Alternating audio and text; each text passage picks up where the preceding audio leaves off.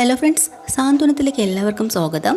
അങ്ങനെ ബാലനോട് ആര്യൻ സംസാരിക്കുകയാണ്. അച്ഛാ, മാമനെ ഇവിടുന്ന് പറഞ്ഞു വിട്ടത് ശരിയായില്ല. മാമൻ്റെ ജീവിതവും എല്ലാം ഇവിടെ തന്നെയല്ലേ, ജീവനും ഒക്കെ ഇവിടെ തന്നെയാണ്. അച്ഛന് മാമനെന്ന് പറഞ്ഞാൽ ജീവനാണ്.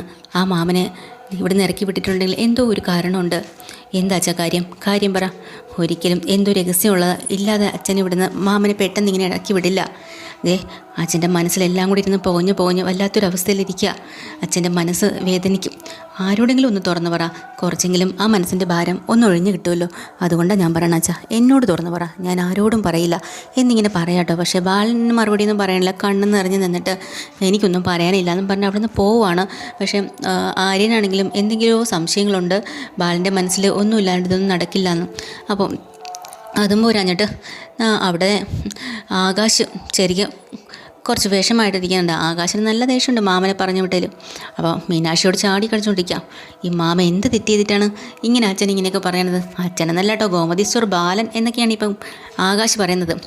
അപ്പോൾ കൊണ്ട് മീനാക്ഷി പറഞ്ഞു, അതിന് ആകാശ് എന്തിനാണ് ഇവിടെ കിടന്ന് ചാടുന്നത്? എന്തെങ്കിലും കാരണം കാണും. എന്ത് കാരണം? കൊള്ളാം, നീ പറയണം. നീ കൂടുതലൊന്നും പറയണ്ട. നീ എന്താ പറയണത്? അച്ഛന് വേണ്ടി നീ സപ്പോർട്ട് ചെയ്യല്ലേ ചെയ്യുന്നത്. നീ പറയണത് എന്താ? അച്ഛനൊന്നും കാര്യമില്ലാണ്ട് ഒന്നും ചെയ്യില്ല, എന്തെങ്കിലും കാര്യമുള്ളതുണ്ടോ മാമനെ ഇറക്കി ഇങ്ങനെയൊക്കെ. നീ കൂടുതലൊന്നും പറയണ്ട. പിന്നെ അച്ഛൻ്റെ കാര്യം കൂടുതൽ എന്നോടൊന്നും വിശദീകരിക്കരുത്. അച്ഛൻ കാരണോ എൻ്റെ ഭാവി ഇങ്ങനെ ആക്കിയത്. അച്ഛൻ കാരണം ഇങ്ങനെ ഭാവിയില്ലാതാക്കിയെന്നാ പറയണ ആകാശൻ്റെ. പിന്നെ പഠിക്കാൻ മിടുക്കനായി എന്നെ 10ാം ക്ലാസ്സിൽ പഠിത്തുന്നത് നേരെ ഗോമതി സ്റ്റോറിൽ കൊണ്ട് നിർത്തിയില്ലേ, അത് തന്നെ വലിയ കാര്യം. ആകാശിൻ്റെ കുഴപ്പങ്ങൾ എന്താത്ത കുഴപ്പമാണല്ലോ, എനിക്കൊരു കുഴപ്പമില്ല. എനിക്ക് വല്ല കുഴപ്പമുണ്ടെങ്കിലേ അതെൻ്റെ അച്ഛൻ തന്നെയാണ് ഉണ്ടാക്കി വെച്ചത് എന്നൊക്കെ ഇങ്ങനെ ആകാശം ഭയങ്കര ദേഷ്യത്തിലാട്ടോ മീനാക്ഷിയോട്. മീനാക്ഷി പറഞ്ഞിട്ടുണ്ട്, ആകാശേ, നീ പഠിക്കാനായിട്ട് നിനക്ക് ഇത്രയും ആഗ്രഹമൊക്കെ ഉണ്ടായിരുന്നോ? അങ്ങനെയാണെങ്കിലേ വല്ല ഈവനിങ് ക്ലാസ്സിനോ അങ്ങനെ എന്തെങ്കിലും പോയി പഠിച്ച് നേടിയെടുക്കണമായിരുന്നു, അല്ലാതെ ഇങ്ങനെ സംസാരിക്കല്ല വേണ്ടത്. എടി നീ എന്താ പറയണേ? ഈ മല്ലിപ്പൊടിയുടെയും മുളക് പൊടിയുടെയും ഇടയിൽ നിൽക്കുന്ന എനിക്ക് ഈവനിങ് ക്ലാസ്സിന് പോകാനുള്ള സമയമുണ്ടോ? സമയം കണ്ടെത്തണമായിരുന്നോ? അത് ശരി. അപ്പം നീ പറയണമെന്ന് വെച്ചാലും എനിക്ക് ആഗ്രഹം ഇല്ലായിരുന്നു എന്നല്ലേ? കൊള്ളാം. ഗോമതി സ്റ്റോറിലെ ബാലനാണ് കറക്റ്റ് എന്നാണ് നീ പറയുന്നതല്ലേ? ഞാൻ അങ്ങനെയല്ല പറഞ്ഞത്. എടി, എൻ്റെ അച്ഛനെ സംബന്ധിച്ച് ഞാൻ ആരാന്ന് നിനക്കറിയോ? കടയിലുള്ള കുറച്ച് ഉള്ളിയും സവാളയും മുളകും അതുപോലെയാണ്. പക്ഷേ എന്നെ മനസ്സിലാക്കിയിട്ടുള്ള ആരാന്നറിയോ? നിൻ്റെ അച്ഛനാണ്. നിൻ്റെ അച്ഛൻ മനസ്സിലാക്കിയിട്ടുള്ളതുപോലെ ആരും എന്നെ മനസ്സിലാക്കിയിട്ടില്ല.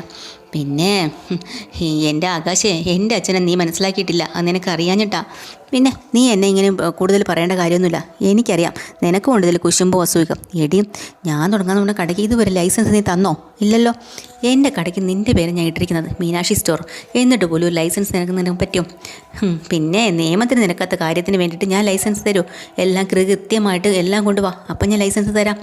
എടി, നീ ഏതൊക്കെ രീതിയിൽ തടയാൻ ശ്രമിച്ചാലും മീനാക്ഷി സ്റ്റോർ എന്ന് പറയുന്നത് ഞാൻ തുടങ്ങാൻ പോണ സ്ഥാപനം ഞാൻ തുടങ്ങിയിരിക്കും. പിന്നെ എങ്ങനെ തുറക്കും?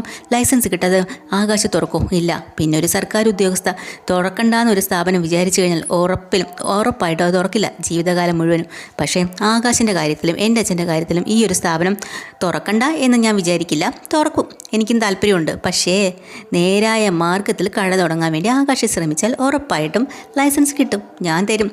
വളഞ്ഞ വഴിയിൽ വല്ല ലൈസൻസ് എടുക്കാൻ നോക്കിയാലേ ഞാനത് തടയും, അത്രയേ ഉള്ളൂ. ഇതാണ് ഞാൻ ഇവിടെ പറഞ്ഞത്. എടി, പറയണ കേള്. നമ്മുടെ കാര്യത്തിന് വേണ്ടി, നമ്മുടെ ഭാവിക്ക് വേണ്ടിയിട്ടാണ് നിൻ്റെ അച്ഛൻ ഇറങ്ങുന്നത്. ആയിക്കോട്ടെ, നേരാമാർഗത്തിൽ വാ, ലൈസൻസ് തരാം. അല്ലാതെ എന്തെങ്കിലും ഉടായ്പം കൊണ്ടുവന്നാൽ ഞാൻ തരില്ല എന്നിങ്ങനെ മീനാക്ഷി ദേഷ്യത്തോടു കൂടി ആകാശിനോട് പറയാം. ആകാശിനങ്ങോട്ട് ദേഷ്യവും വൈരാഗ്യവും ഒക്കെ ആയിട്ട് പല്ല് കടിച്ച് പിടിച്ചിങ്ങനെ നിൽക്കാൻ കേട്ടോ. പിറ്റേ ദിവസം രാവിലെ ആകുമ്പോൾ ഗോമതിയാണെങ്കിൽ അവിടെ വന്ന് നിൽക്കുവാണ്. എന്നിട്ട് തൊട്ടപ്പുറത്തുനിന്ന് എത്തിയും വലിഞ്ഞൊക്കെ നോക്കുന്നുണ്ട് ധർമ്മനെ ഒന്ന് കാണാമല്ലോ. അപ്പോഴാണ് ആങ്ങളമാരെല്ലാം കൂടെ വന്ന് നിൽപ്പുണ്ട് കേട്ടോ, ആനന്ദനും അച്യുതനും അലോകും കൂടെ. ഇവളെന്തിനാ അങ്ങോട്ട് എത്തിയും വലിഞ്ഞ് നോക്കുന്നത്? പൊന്നാങ്ങളെ ഒന്ന് കാണാൻ വേണ്ടിയിട്ടായിരിക്കും അല്ലേ? അപ്പം തന്നെ അനന്തം പറഞ്ഞു, എടാ അച്യുത, നീ ഒന്നും മിണ്ടാതിരിക്കുക. ഗോമതി എന്തെങ്കിലുമൊക്കെ ചെയ്യട്ടെ, നീ ഒന്നും മിണ്ടല്ലോ. അതെങ്ങനെ മിണ്ടാതിരിക്കാൻ പറ്റും? നമ്മളെ ധർമ്മനെ ബാലന് ഒരു കാരണമില്ലാതല്ലേ അവിടുന്ന് അടിച്ചിറക്കിയത്. എന്നിട്ട് അവളെ ഭർത്താവിനോട് എന്തെങ്കിലും ഒരു കാര്യം ഇവള് ചോദിച്ചോ? അച്യുത, നീ ഒന്നും മിണ്ടാതിരിക്കുക. ധർമ്മൻ നമ്മുടെ ഉള്ളിലെ ജീവിക്കേണ്ടത്. അവൻ ഇപ്പോഴെങ്കിലും ഒരു ബോധം ഉണ്ടായല്ലോ, അവൻ അങ്ങോട്ട് വന്നല്ലോ. ഏട്ടാ, ധർമ്മൻ എങ്ങനെയാണ് നമ്മുടെ കൃഷ്ണമംഗലം ഇവിടുന്ന് പോയത്? നമ്മൾ പറഞ്ഞു വിട്ടാണോ അവനെ? അല്ലല്ലോ. അപ്പോൾ അലോക് പറയാം, അപ്പച്ചിയാണ് കൊച്ചനെയും കൂടെ ഇവിടുന്ന് കൂട്ടിക്കൊണ്ട് പോയത് പണ്ട് കുഞ്ഞായിരുന്നപ്പോൾ. ഉടനെ ഗോമതിയോട് അച്ഛൻ, എടി ഗോമതി, എട്ടും പൊട്ടും തിരിയാത്ത പ്രായത്തിൽ പാവം പിടിച്ച ആ ധർമ്മനെ ഞങ്ങളിൽ നിന്നും തട്ടിയെടുത്തുകൊണ്ട് പോയി അല്ലേ? എന്നിട്ട് നിൻ്റെ ഭർത്താവിൻ്റെ മനസ്സിൽ നമ്മളുള്ള ശത്രുതയെല്ലാം വളർത്തി ഇത്രത്തോളം എത്തിച്ചു. അതുപോലെ എൻ്റെ സഹോദരൻ്റെ മനസ്സിലും അങ്ങനെയൊക്കെ ആക്കി. നീ ഒറ്റ ഒരുത്തിന് ഇതിനെല്ലാം കാരണം. അപ്പോൾ ഗോമതി വഴക്കുണ്ടാക്കണ്ടല്ലോ എന്ന് വെച്ച് തിരിച്ചങ്ങോട്ട് പോകാട്ടോ. അപ്പോഴാണ് അച്യുതൻ പറയണത്, പോ ഞാൻ ചോദിക്കുന്ന കാര്യത്തിനൊന്നും നിനക്ക് മറുപടി ഉണ്ടാവില്ല, അതുകൊണ്ടാണ് നീ പോണത്. ഉടനെ തന്നെ അലോക പറയാ, അപ്പച്ചി ഒരു കാര്യം മനസ്സിലാക്കിയോ, കൊച്ചച്ഛൻ അയാൾ അടിച്ചിറക്കി വിട്ടില്ലേ, അതുപോലെ ഇന്നല്ല നാളെ ആയാലും അപ്പച്ചി അയാൾ അടിച്ചിറക്കി വിടും, നോക്കിക്കോ. പിന്നെ ഒരനുഭവം ഉണ്ടല്ലോ, അത് മനസ്സിലാക്കിയാൽ മതി എന്ന് അലോക പറയാം. അപ്പോഴത്തേക്കൂടിന് അച്യുതനും പറയുന്നുണ്ട്, അന്നൊരവസ്ഥ വന്നാൽ ഞങ്ങളെ ഉണ്ടാവുള്ളൂ. അപ്പം തന്നെ ഗോമതി പറയണം, ഞാനൊന്നും മറന്നിട്ടില്ല. കുറച്ച് മുമ്പ് ഇപ്പോൾ ചോദിച്ചില്ലേ, ഞാൻ ചോദിക്കുന്ന ചോദ്യങ്ങൾക്കൊന്നും നിനക്ക് മറുപടിയില്ലെന്ന് ഇപ്പോൾ ചേട്ടന്മാർ ചോദിച്ചില്ലേ? ശരിയാണ്, ഒന്നിനും എൻ്റെ കയ്യിൽ ഒരു മറുപടിയില്ല. പിന്നെ ഉണ്ട്, ഒരു കാര്യം നിങ്ങൾ മനസ്സിലാക്കിക്കോ. പിന്നെ ഈ ഗോമതി സംസാരിക്കാൻ തുടങ്ങിയാലേ ഏറ്റവും കൂടുതൽ ബുദ്ധിമുട്ടുണ്ടാക്കുന്നത് നിങ്ങൾക്ക് തന്നെയായിരിക്കും. അറിയാമോ കാര്യങ്ങളെല്ലാം? ഞാനൊന്നും മറന്നിട്ടില്ല. അതിൻ്റെ കാര്യങ്ങളും കാരണങ്ങളും ഒക്കെ നിങ്ങൾക്ക് വ്യക്തമായിട്ട് അറിയാമെന്നാണ് എനിക്ക് തോന്നുന്നത്. പിന്നെ ഒരു വയറ്റിൽ പിറന്നു പോയതുകൊണ്ടുള്ള നന്ദി മാത്രമാണ് ഞാൻ നിങ്ങളോട് കാണിക്കുന്നത്, മനസ്സിലായല്ലോ? പക്ഷേ എല്ലാത്തിനും ഒരു പരിധിയുണ്ട്, അതുമാത്രം നിങ്ങൾ മറക്കരുത്. ദേ മറന്നു പോകരുത് ഒറ്റയെണ്ണം എന്നും പറഞ്ഞാൽ കൈ ചൂണ്ടി അങ്ങോട്ട് 3 പേരെടുത്തും പറയാനുണ്ട്. ഗോമതി ഒരു പോക്കങ്ങ് പോവാ. അത് പറയുമ്പോൾ ഇവരുടെ വായം അടഞ്ഞു പോവാട്ടോ. അവർക്കൊരു ടെൻഷനുണ്ട്. വീട്ടിൽ വന്ന് നിന്ന സമയത്ത് ചോറിൽ വിഷം കലർത്തി കൊടുത്തത് എന്തെങ്കിലും ഇവർക്ക് മനസ്സിലായിട്ടുണ്ടാവോ? അത് വല്ലതും പുറത്ത് പറഞ്ഞ് തീർന്നില്ലേ? അതുകൊണ്ട് ഇങ്ങനെയൊക്കെ ഗോമതിയുടെ ഒരു ഭീഷണി ഏകുമ്പോൾ മിണ്ടാതെ അങ്ങ് അടങ്ങി പോവാട്ടോ 3 പേരും കൂടെ. അത് കഴിഞ്ഞ് ധർമ്മനാണെങ്കിൽ റൂമിൽ വല്ലാത്ത സങ്കടത്തിൽ ഡൈനിങ് ഹാളിൽ വന്നിരിക്കുക. കൊടുക്കണ ഭക്ഷണങ്ങളൊന്നും വേണ്ട, ഇറങ്ങുന്നില്ല.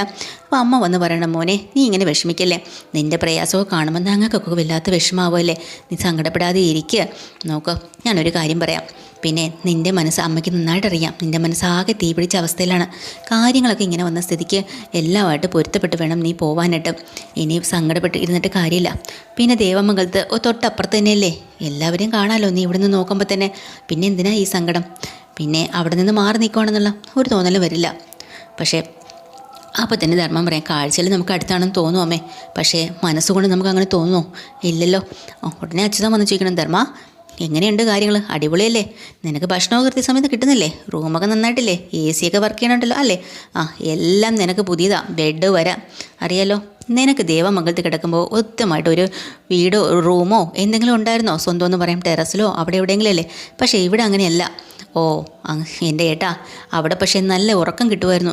ഓ അത് ശരി, അപ്പോൾ അവിടെ ഉറക്കം കിട്ടും, ഇവിടുത്തെ സൗകര്യങ്ങളൊന്നും വേണ്ട, അവിടുത്തെ കഷ്ടപ്പാട് മാത്രം മതി എന്നല്ലേ? അല്ലെങ്കിലും ഹട്ടയെ പിടിച്ച് മെത്തേക്കെടുത്ത് അത് കിടക്കില്ലല്ലോ. അപ്പോൾ അമ്മ പറയാം, ദേ അച്യുത മിണ്ടാതിരുന്നോ, ആവശ്യമില്ലാത്ത കാര്യങ്ങൾ പറഞ്ഞുകൊണ്ട് അവനെ ഇനി മനസ്സ് വേദനിപ്പിക്കരുത്. അപ്പോഴാണ് അനന്തനും അങ്ങോട്ട് വരുന്നത്. ആരോടോ ഫോൺ ചെയ്ത് വരുക കേട്ടോ. അതെ, എൻ്റെ അനിയൻ വീട്ടിലുണ്ട്, അതുകൊണ്ട് ഇന്ന് ഞാൻ ലേറ്റാവും, വൈകിട്ടേ വരത്തുള്ളൂ, എന്നിട്ട് ഞാൻ നിങ്ങളെ വിളിച്ചോളാം എന്നൊക്കെ പറഞ്ഞ് ഇറങ്ങി വരുന്നുട്ടോ. ഇവിടെ വരുമ്പോൾ തന്നെ ഉടനെ അനന്ത് നല്ലൊരു സന്തോഷ വാർത്തയായിട്ട് വരുന്നത്. അപ്പോൾ അവരുടെ പരിചയത്തിലൊരു പെൺകൊച്ചിൻ്റെ കല്യാണം ആലോചനയായിട്ട് വരുവാണ്. അപ്പോൾ അച്യുതൻ പറയാം, ഏട്ടാ ചോറ് ഇവിടെയും കോറും അങ്ങുമെന്നുള്ള സ്വഭാവമാണ് ഇപ്പോൾ ധർമ്മൻ കാണിക്കുന്നത്. അതൊന്നും പാടില്ല ധർമ്മ, നീ ഇനി നമ്മുടെ കൂടെയാണ്. ഇനിയിപ്പോൾ എൻ്റെ അനിയൻ്റെ മനസ്സ് തണിപ്പിക്കുന്ന ഒരു കാര്യം ഞാൻ കാണിക്കാം എന്നും പറഞ്ഞ് ഫോൺ എടുത്ത് അതിൽ നിന്നൊരു ഫോട്ടോ എടുത്ത് കാണിക്കുക. അയ്യോ ഇതാരാ? ഇത് നമ്മുടെ ധർമ്മൻ്റെ ഭാര്യയോ? അതെ, നമ്മൾ ഇവന് വേണ്ടി ആലോചിക്കാൻ വെച്ചിരുന്നതാണ്. പിന്നെ അപ്പോഴത്തേനെ ധർമ്മൻ അന്തം വിട്ട് നോക്കട്ടെ, പക്ഷേ മുഖത്തൊന്നും ഒരു സന്തോഷമില്ല. അങ്ങനെ എല്ലാവരും കൂടെ ധർമ്മന് പുതിയൊരു കല്യാണ ആലോചന കൊണ്ടുവന്നിട്ടുണ്ട്. അപ്പോൾ ഉടനെ തന്നെ നമ്മളെ അച്യുതൻ പറയുന്നുണ്ട്, അമ്മേ നമ്മുടെ ദിവാകരേട്ടനില്ലേ, അയാളുടെ മകളാണ്, പിന്നെ സ്കൂളിലെ ടീച്ചറാണ്, പോരാഞ്ഞിട്ട് കുറച്ച് ദിവസങ്ങളായിട്ട് കല്യാണം ആലോചിക്കണമൊന്നും നടക്കുന്നില്ല, ജാതകത്തിൽ എന്തോ പ്രശ്നമാണെന്ന്. നമുക്ക് കർമ്മന് വേണ്ടി ആ കൊച്ചിനൊന്ന് നോക്കിയാൽ കൊള്ളാലോ, എത്രയും വേഗം നടത്തണം. അപ്പോൾ തന്നെ അമ്മയ്ക്ക് സന്തോഷം, എനിക്ക് ധർമ്മൻ്റെ കല്യാണം ഒന്ന് കണ്ടു കിട്ടിയാൽ മതി എന്നായിരുന്നു. ഉടനെ നന്ദിതയും രാജശ്രീയും കൂടെ പറയാം, അങ്ങനെ പെട്ടെന്ന് അങ്ങ് നടത്തില്ല, ഇനി എന്തെല്ലാം പരിപാടികളുണ്ട്, പെണ്ണ് കാണാൻ പോകണം, ഒരുപാട് കാര്യങ്ങളില്ലേ, പെട്ടെന്ന് ചെയ്യാം.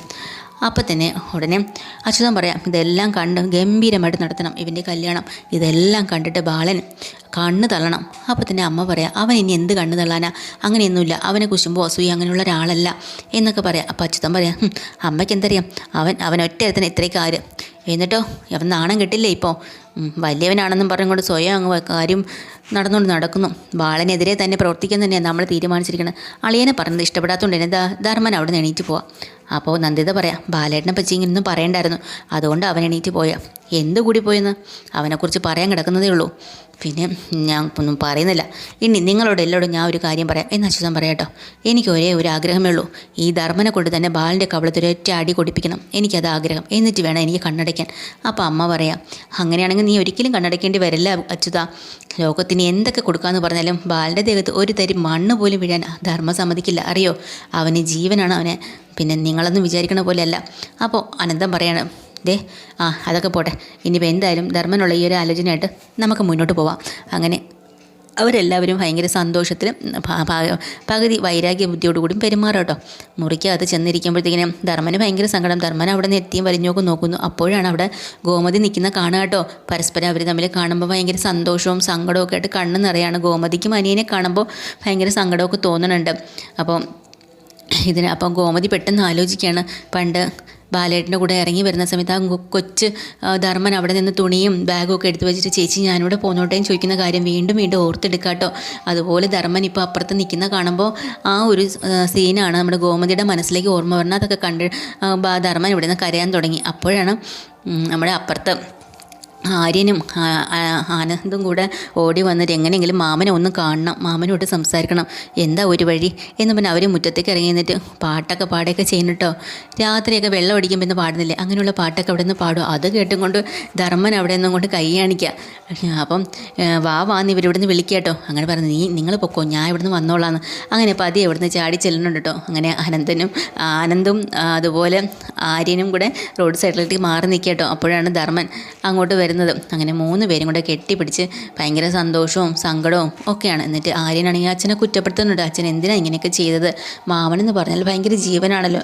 അച്ഛൻ ഒരിക്കലും മാമനോട് ഇങ്ങനെ ചെയ്യാൻ പാടില്ലായിരുന്നു. എന്നിട്ട് എന്തിനാ ഇത് ചെയ്തത്? എടാ, അളിയനെ നിങ്ങൾ ഒരിക്കലും കുറ്റപ്പെടുത്തരുത്, എനിക്കത് സഹിക്കാനാവില്ല. പിന്നെ ഞാനൊരു കാര്യം പറയാം, അളിയൻ എന്തെങ്കിലും ഒരു കാര്യം ഉണ്ടായിട്ടായിരിക്കാം എന്നെ ഇപ്പോൾ ഇവിടുന്ന് പറഞ്ഞു വിട്ടത്, അല്ലാതെ ചുമ്മാ അങ്ങനെ അളിയൻ പറഞ്ഞു വിടില്ല. എനിക്കത് നല്ല ഉറപ്പാണ്. അതുകൊണ്ടാണ് ഞാൻ വിചാരിച്ച് വെച്ചിരിക്കുന്നത്. അതുകൊണ്ട് നിങ്ങൾ 2 പേരും അച്ഛനെ ഒന്നും പറഞ്ഞേക്കരുത്. എനിക്ക് അളിയനെ മനസ്സിലാക്കുന്നത് പോലെ നിങ്ങൾ ആരും മനസ്സിലാക്കിയിട്ടില്ല, മനസ്സിലായല്ലോ. പിന്നെ അളിയനെ എന്തെങ്കിലും പറയുന്നോ അങ്ങനെ എന്തെങ്കിലും ഞാൻ അറിഞ്ഞു കഴിഞ്ഞാൽ പിന്നെ ഞാൻ കൃഷ്ണമംഗലത്ത് പോലും നിൽക്കത്തില്ല, ഞാൻ എവിടെയെങ്കിലും പോവും എന്നിങ്ങനെ 2 പേരെയും ഉപദേശിക്കുകയാണ് കേട്ടോ ധർമ്മൻ. ഇതാണ് എപ്പിസോഡ്. പുതിയൊരു എപ്പിസോഡ് വീണ്ടും വരാം. ചാനൽ ഇഷ്ടമായി ലൈക്ക് ചെയ്യുക, സബ്സ്ക്രൈബ് ചെയ്യുക. താങ്ക്